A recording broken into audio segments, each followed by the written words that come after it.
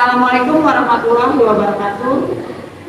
Ada yang terhormat Bapak Eko Jumara Setiabudi, MPD, selaku fasilitator saya. Pada yang terhormat Bapak Rohimat SPDMN, selaku pengajar praktik saya. Perkenalkan, saya Dini Febiani sebagai calon guru penggerak angkatan 7 di SMP Negeri 33 Raksa, Kabupaten Tangerang. Pada kesempatan kali ini, saya akan melakukan praktek coaching untuk supervisi akademik bagian praobservasi bersama rekan saya Bapak Nurfendi Tamiziriana selaku guru IPA di SMP Negeri 33 Raksa. Selamat pagi Pak.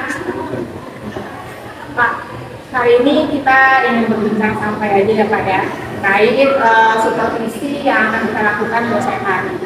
Ya Pak, gimana sih perasaan Bapak nih saat saya akan mensupervisi atau mengobservasi Bapak di kelas besok? Untuk perasaan sih saya sangat senang karena rekan saya mau supervisi saya, terlebih supervisi itu adalah memperbaiki kinerja saya dalam belajar di kelas, sehingga saya mampu untuk mengembangkan dan memperbaiki nanti di pertemuan belajar selanjutnya. Jadi Bapak senang ya Pak? Sangat senang. Terima kasih Pak. Oke, Pak, besok Bapak akan mengajar di kelas berapa sih Pak dan tujuan pembelajaran Bapak? Untuk mengajar di kelas, karena kebetulan saya mengajar di kelas 7, otomatis saya akan mengajar di kelas 7. Hanya saja saya akan mengambil kelas 71. Untuk tujuan pembelajarannya saya itu ingin mengidentifikasi kemampuan siswa dalam interaksi makhluk hidup di lingkungan sekitarnya. Itu tujuan pembelajaran dari kelas yang saya ajar. Jadi Bapak akan mengidentifikasi ya kemampuan makhluk hidup di lingkungan sekitar. Oke. Pak, apa sih yang ingin Bapak kembangkan di supervisi nanti, baik untuk murid maupun untuk diri Bapak sendiri? Untuk pengembangannya saya itu ingin memberikan variasi pembelajaran dari segi pembelajaran, media, dan modelnya. Untuk siswanya saya sih ingin mengembangkan kemampuan keterampilan siswa dalam berpikir kritis, lalu mengkolaborasikan dan mengkomunikasikan hasil kerja mereka. Jadi untuk Bapak sendiri, Bapak ingin mengembangkan pembelajaran yang bervariasi gitu ya, atau pembelajaran yang berdiferensiasi, yang sekarang memang sedang dibicarakan untuk dilakukan ya. Dan untuk siswa mungkin Bapak ingin mengembangkan pikiran bernalar kritis ya. Ini juga kritis. Yang bagus sekali itu Pak ya.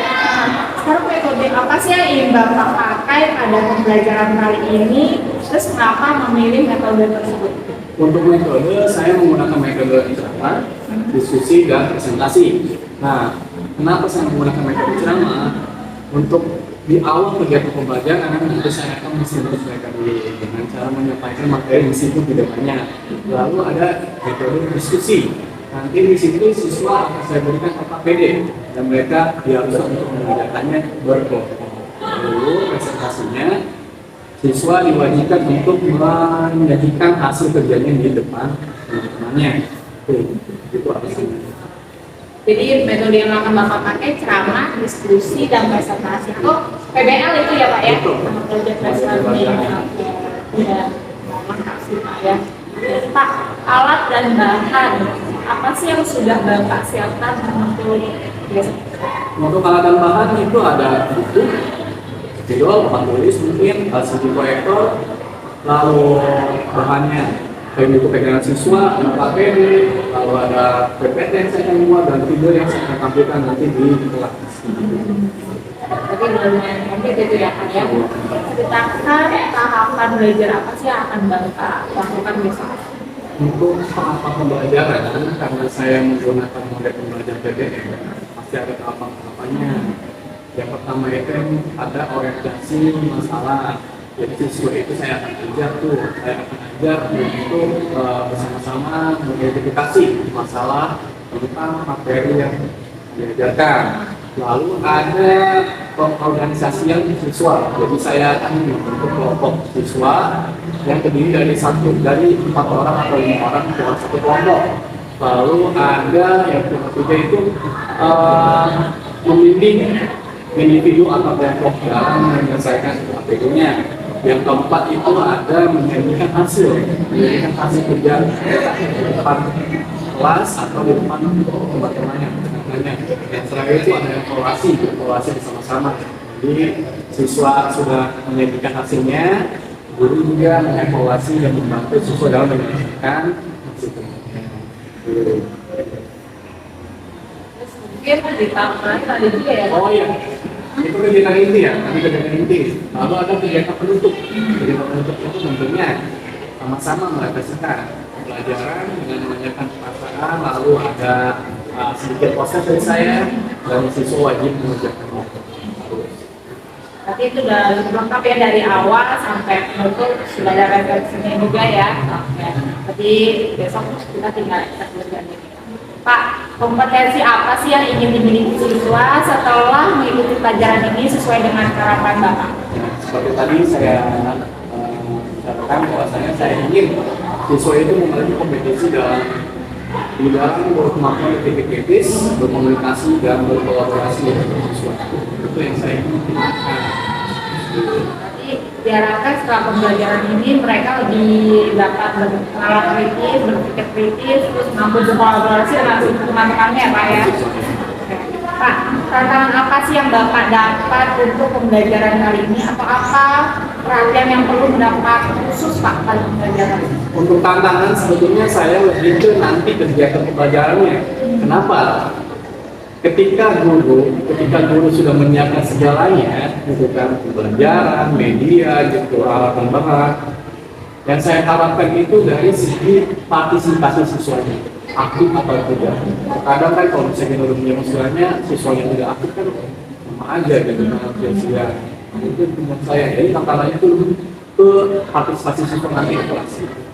Berarti memang hampir mungkin semua guru mengalami hal itu ya. Jadi tantangannya itu keaktifan siswa ya. Ketika kita sudah persiapkan semuanya, bagaimana nih caranya supaya siswa juga jadi aktif gitu ya. Pak, apakah persiapan pembelajaran besok sudah dipersiapkan dengan baik atau masih ada hasil yang kurang? Untuk persiapan insya Allah semuanya sudah siap, tinggal eksekusinya saja nanti di hari hanya. Ya, FPP sudah ada, media itu sudah ada, dan segala macam. Tinggal eksekusi aja nanti. Berarti sudah siap sekali ya. Pak, kalau begitu saya senang sekali bisa berbincang dengan Bapak terkait supervisi yang akan kita lakukan besok. Kalau begitu Pak, sampai ketemu besok di kelas. Ya, semangat dan sukses selalu buat Bapak. Assalamualaikum warahmatullahi wabarakatuh. Waalaikumsalam.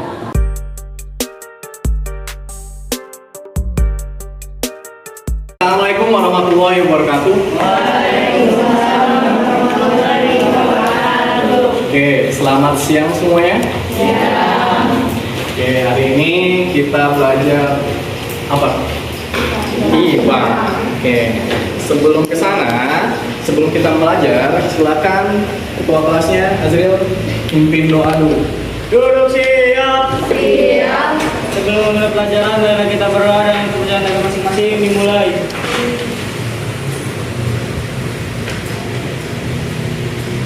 Berdoa selesai.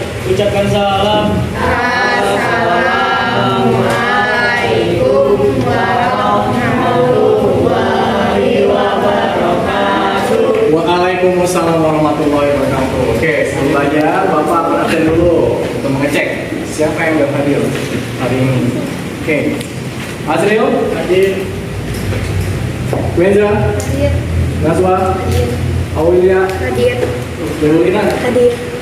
Rosi Hadir. Azura Hadir. Fatima Gendis Hadir.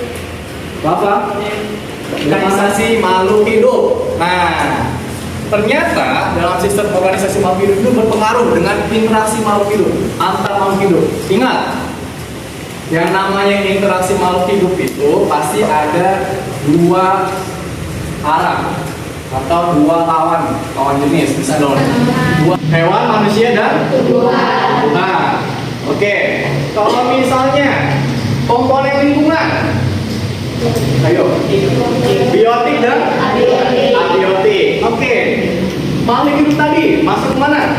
Makhluk hidup tadi masih interaksi makhluk hidup itu.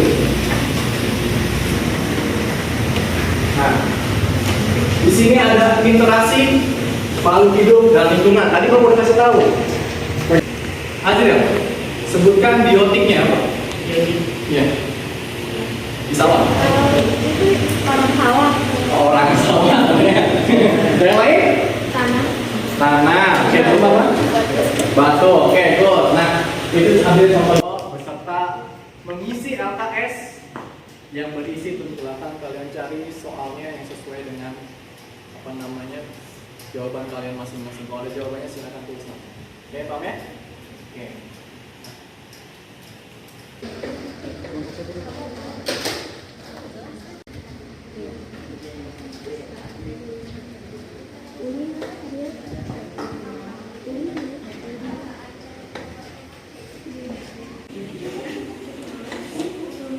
Oke, Bapak kasih waktu 20 menit.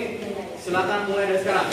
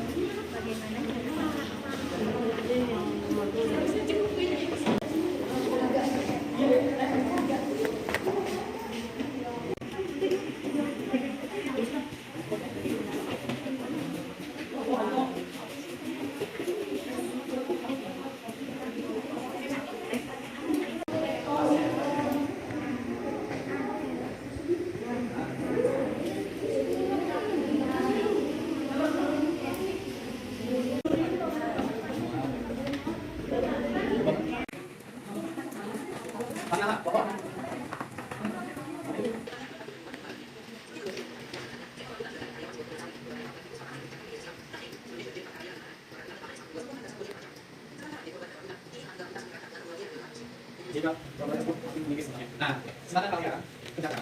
Lalu, ada masalah? Jika ada masalah di situ, tanya masalah apa? Nah, lalu bagi alasannya. Di situ ada penjelasan saya. Ini kalian silakan saja. Lalu, kalian silakan diberikan masalah.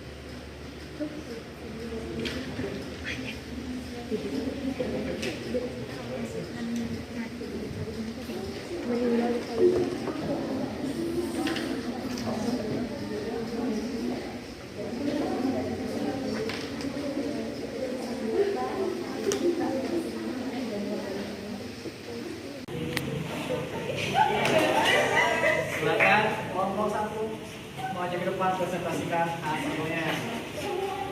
Baca.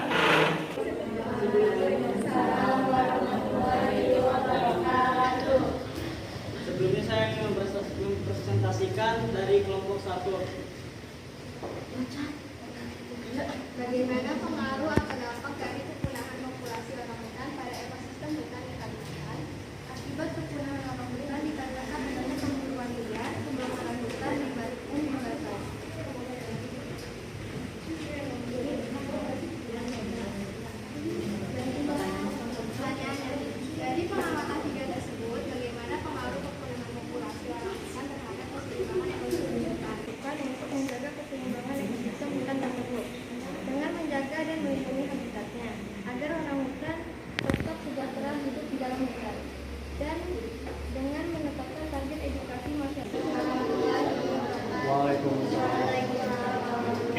kasih untuk kelompok 1, tepuk tangan dong. Oke. Satu.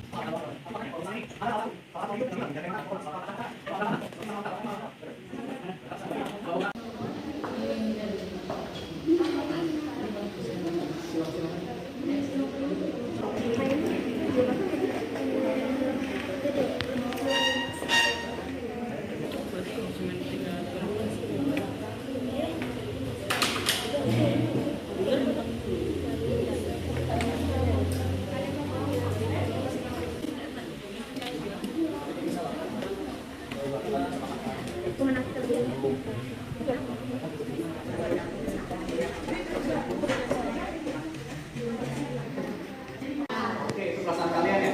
Oke, good. Tentunya Bapak harap nih ya, ketika pertemuan selanjutnya harus lebih aktif lagi, harus lebih antusias lagi, biar kita sama-sama belajar. Bapak belajar, kalian juga belajar. Ya, amin ya. Oke.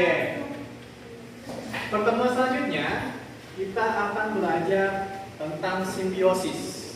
Nah, ini simbiosis. Berdoa selesai, ucapkan salam.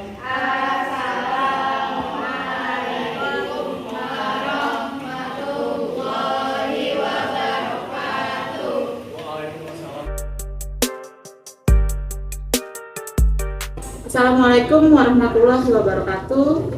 Perkenalkan, saya Devi Febianti, CGP Angkatan 7 Kabupaten Tangerang. Pada kesempatan kali ini, saya akan melakukan proses pasca observasi yang ditemani oleh pengajar praktik saya, Bapak Rohimat SPDMM, dan rekan saya, Bapak Nurhendi Tamizir Yana. Selamat pagi, Pak Nur. Pak, kemarin kan kita sudah melakukan observasi nih, sama observasi di dalam kelas. Saya masuk ke kelas Bapak. Gimana nih Pak, perasaan Bapak setelah melakukan pembelajaran kemarin di kelas?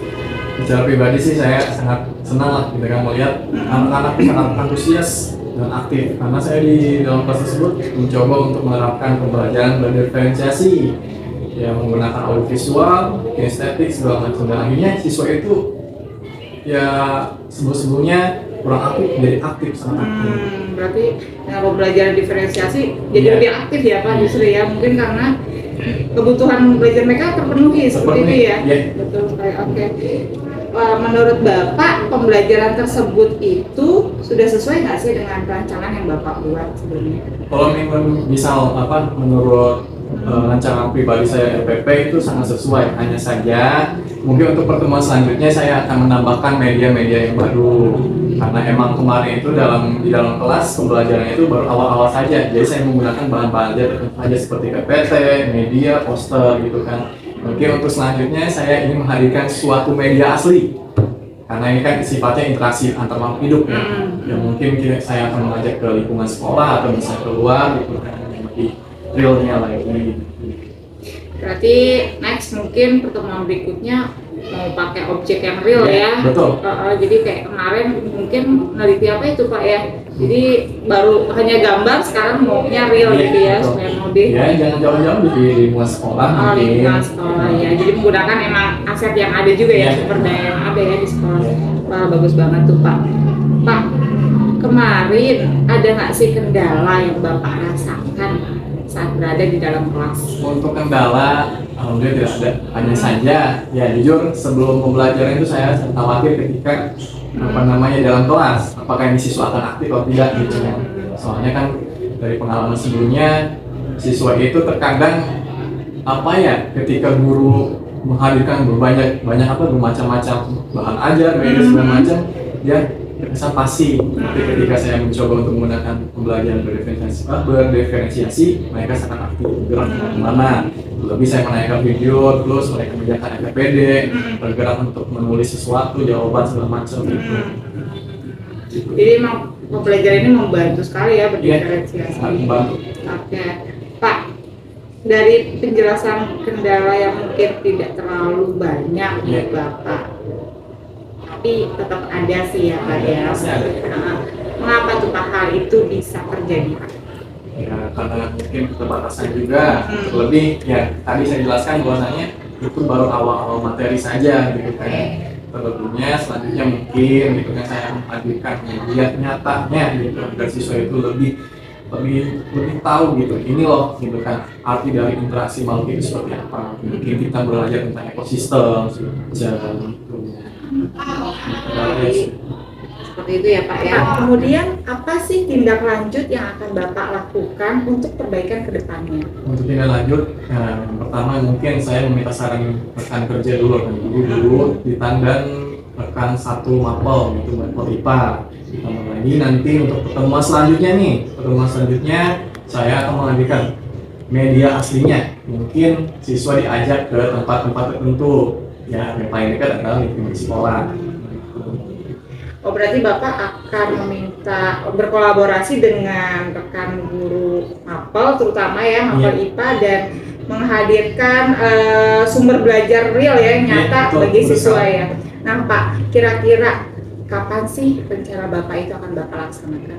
Tentunya pertemuan selanjutnya untuk berkolaborasi dengan rekan-rekan kerja ya secepatnya agar lebih cepat lebih baik. Berarti kalau untuk berkolaborasi segera ya Pak ya, tapi kalau untuk menghadirkan mungkin pertemuan berikutnya. Ya. Oke, Pak, dari apa yang sudah saya lihat kemarin di kelas, Bapak sudah memang melakukan pembelajaran berdiferensiasi. Bapak sudah menghadirkan sumber belajar yang beragam, mulai dari video, lalu Bapak juga menggunakan poster dan menempelnya juga di dinding ya. Itu memang membuat siswa menjadi lebih aktif. Saya lihat ya, kemarin juga memang saya lihat mereka sangat antusias menjawab pertanyaan-pertanyaan Bapak, terus juga pertanyaan pemantikan Bapak berikan pun mereka bisa jawab dengan sangat baik. Itu terlihat sekali. Dan kemudian juga Bapak juga sudah melakukan refleksi di kelas dengan menanyakan perasaan mereka, pembelajaran apa yang sudah dilakukan hari itu sudah sangat baik sekali Pak. Jadi memang apa yang kemarin Bapak lakukan menjadi pembelajaran juga buat saya di kelas. Jadi saya akan mengambil hal-hal yang sudah baik dari yang sudah Bapak lakukan. Oke. Terakhir nih Pak, apa sih tanggapan Bapak terhadap supervisi akademik ini? Untuk supervisi akademik saya harap harus dilakukan tiap tahun minimal 2 kali agar ya guru-guru itu lebih lebih bisa mengembangkan kemampuannya dalam mengajar di dalam kelas gitu kan, terlebih bagi guru-guru yang emang baru terjun di dunia pendidikan gitu. Jadi supervisi itu sangat penting menurut saya. Setuju sih Pak, saya juga merasa supervisi memang harus terus dilakukan ya, tidak hanya oleh kepala sekolah, mungkin dengan rekan juga ya bisa ya. Oke. Pak, seru sekali nih bicara kita tentang pasca observasi. Terima kasih untuk waktunya Pak Nur Hadi. Saya juga berterima kasih dengan Bapak Rohimah sebagai pengajar praktik saya. Demikianlah wawancara pasca observasi bersama rekan dan pengajar praktik. Wassalamualaikum warahmatullahi wabarakatuh. Waalaikumsalam.